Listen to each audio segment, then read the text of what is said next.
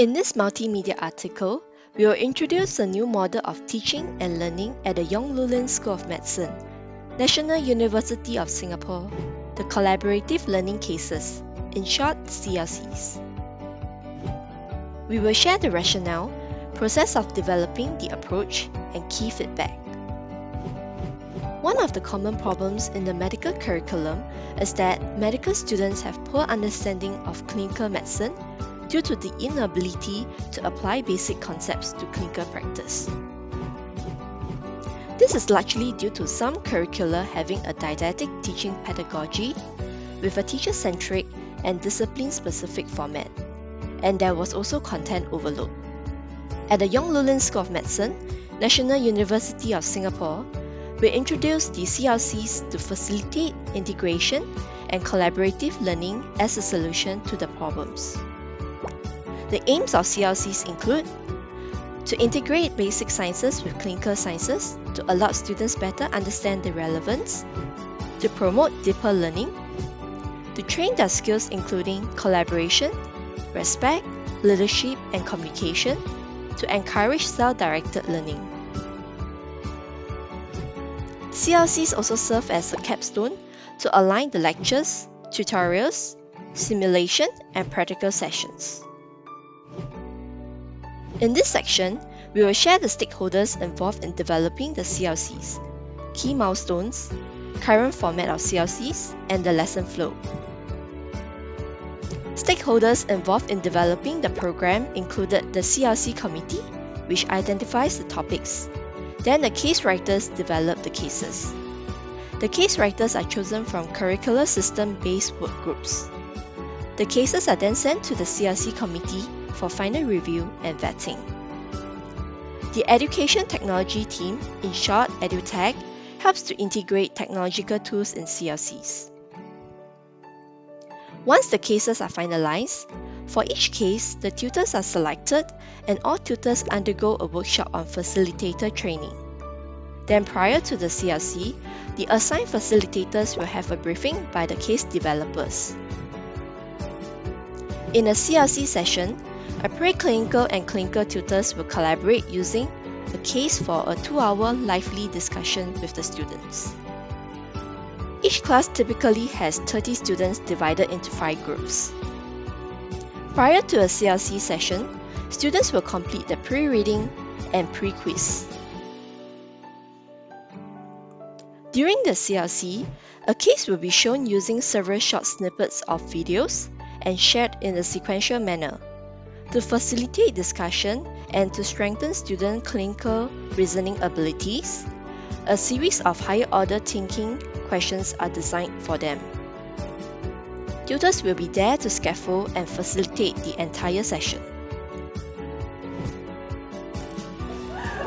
For example, you could that sounds like an event, but I'm not sure whether this is the event here, but that sounds like an event. Then these are the etiologies of the event that you're saying. You see that his whole body has a weakness. His whole body Side. on the right. Okay. So which brain, which side? Okay. Could you put this down? Could you bend like this? Okay. I will pull. You pull in with our mic.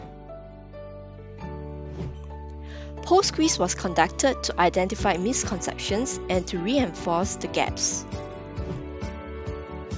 In this slide, we will share that the CLCs had undergone several rounds of changes before it reached the current state. The timeline shows the key changes. Notably, the program was expanded to Year 3 students in 2019. The classroom response system has changed several times before the more user-friendly Poll Everywhere was chosen for the current format.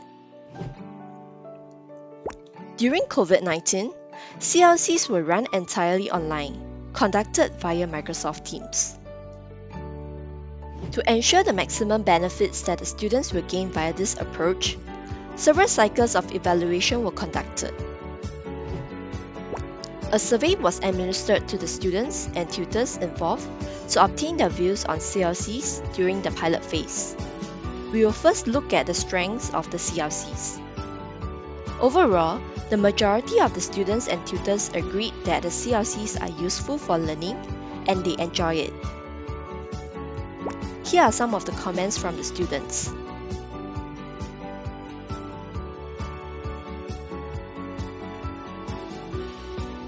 Now we'll move on to look at the soft skills such as interaction and communication between the students and tutors. Here are some of the comments from the students.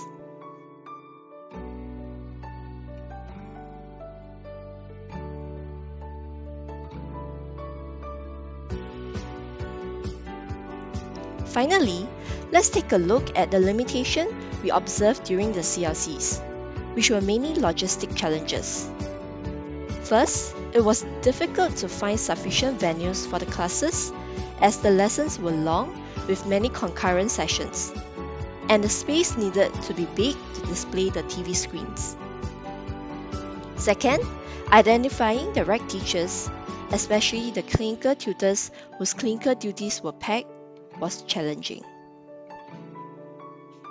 In summary, we have described the rationale and process of developing CLCs as well as the strengths and limitations.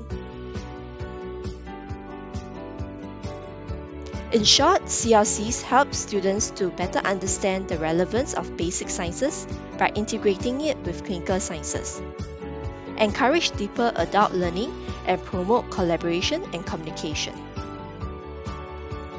Our future plans for the current CLC include consistently updating the cases to ensure relevance, moving to online platform completely using Microsoft Teams or Zoom, develop clinical CLC focusing on clinical management and community management of cases, spiraling of learning from preclinical to clinical, CLC in the clinical years evolving into a virtual ward round around a case, example COVID-19 situation. We hope that what we have shared will be useful to other schools looking to better integrate their content or promote active learning. Thank you.